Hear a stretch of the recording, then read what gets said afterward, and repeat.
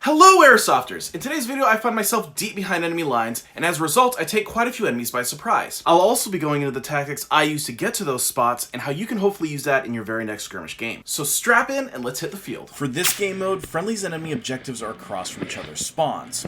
So in this first push here, I've decided to loop around and hopefully hit them from behind. I'm also singling out enemies that are solo, to keep the enemy team from getting a real clear idea of where I'm hitting them from.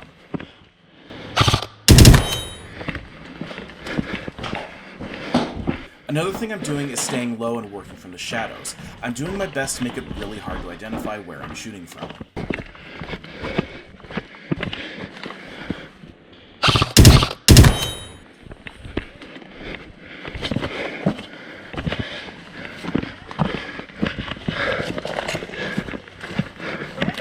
Nope.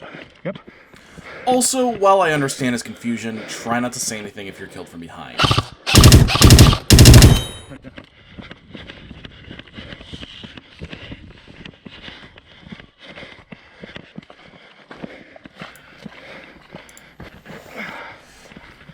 And once I chewed through the back flank, it was a lot easier from there.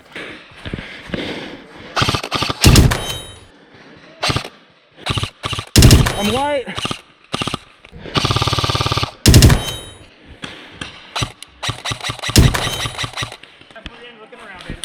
Hit.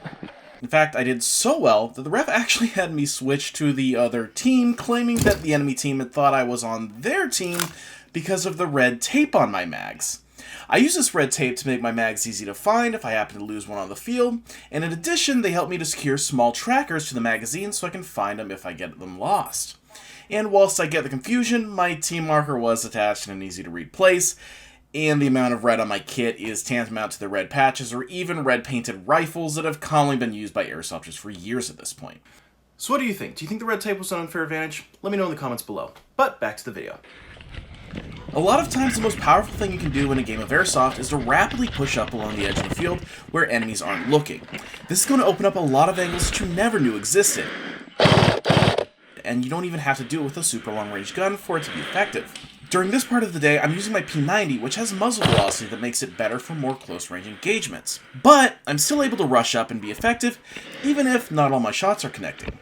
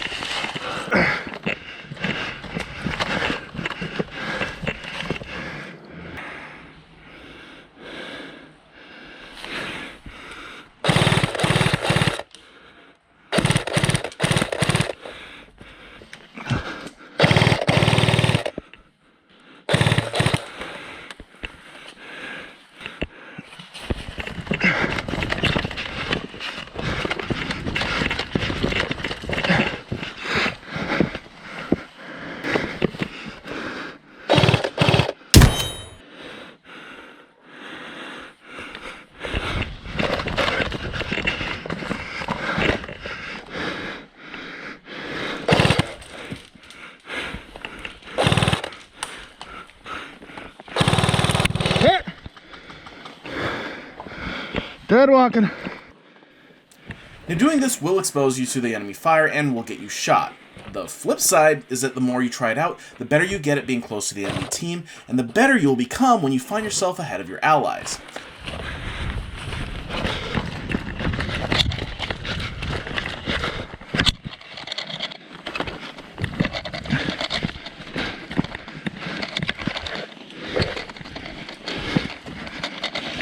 The other big incentive, it's a lot of fun. Come back down.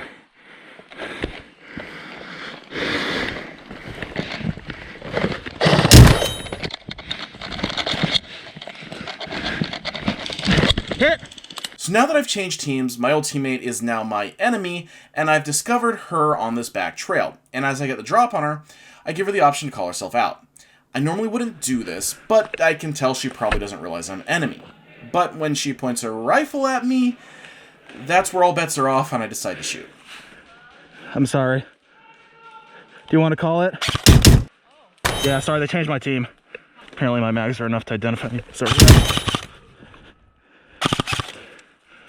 I feel a little bad here, as while I am wearing the proper team colors, not too long ago I was on her team, hence the confusion.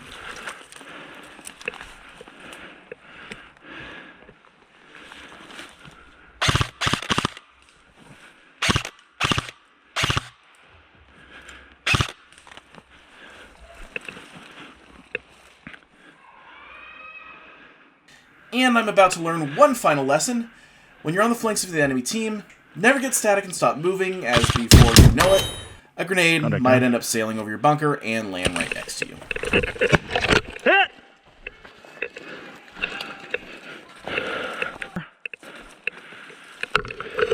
Don't know where you're at.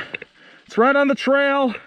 That's all the more gameplay I've recorded for you guys today. However, if you're looking to take your airsoft games to the next level, you're not going to want to miss these tips that I put out a while back in this video here. It's going to go over what I used to be more successful in my day-to-day gameplays. That being said, have a great day, don't be a cheater, and that's all, folks.